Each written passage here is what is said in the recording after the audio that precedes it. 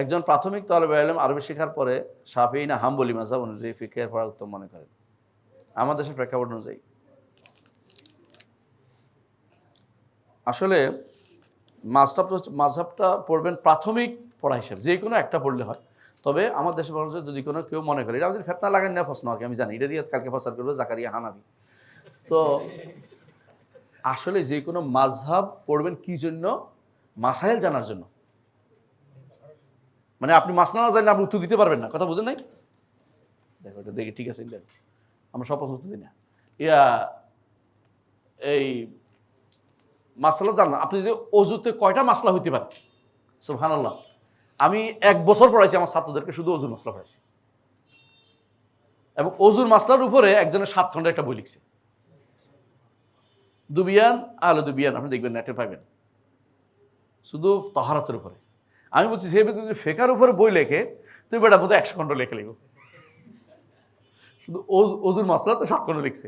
তো ফেকার পোর্টালটা লিখিবার বিশাল, বুঝছেন তো আপনি কথাটা?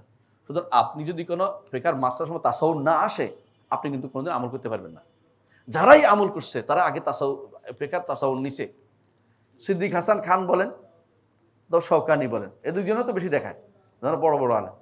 আগে যদি কোনো তারা ফেকার মাসলা না জানতেন, ওরা কি হইতো না, ওরা আগে যদি ফেকার মাসলা না জানতেন, মাসাইল কি হয় না জানেন, তারা এত মুস্তাহিদ হইতে পারতেন না। এই জন্য আপনাকে একটা মাসালার উপরে বড় হইতে হবে, আপনার একটা মাসালার উপর বড় হতো, কথা বলছেন না, মাসালা পড়ে আপনাকে জানতে হবে। এই জন্য ফেকার আপনি যে কোনো একটা মাসাল কিতাব ফুল পড়ে ফেলবেন, মাসাইলগুলি রৌসুল মাসাইল জানবেন।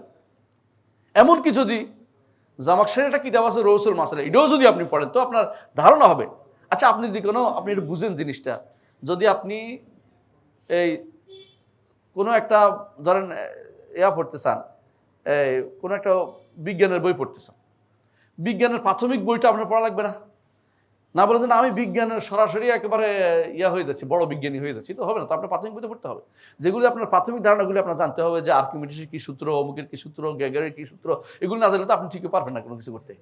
তো আপনাকে ফিকহের মূল জায়গাটা হচ্ছে, আপনাকে যারা চর্চা করেছে তাদের মাসালার দখল থাকতে হবে। আপনি খাপ্তা আশওয়া যদি হন, এখানে একটা ওখান থেকে একটা ওখান থেকে একটা পড়েন, আপনি ফকি হইতে পারবেন না।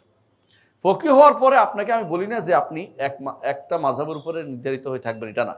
আপনি এর উপরে আপনি কি করবেন? ইজতিহাদ করবেন, যেটা শক্তিশালী হয় সেটা আপনি নিবেন।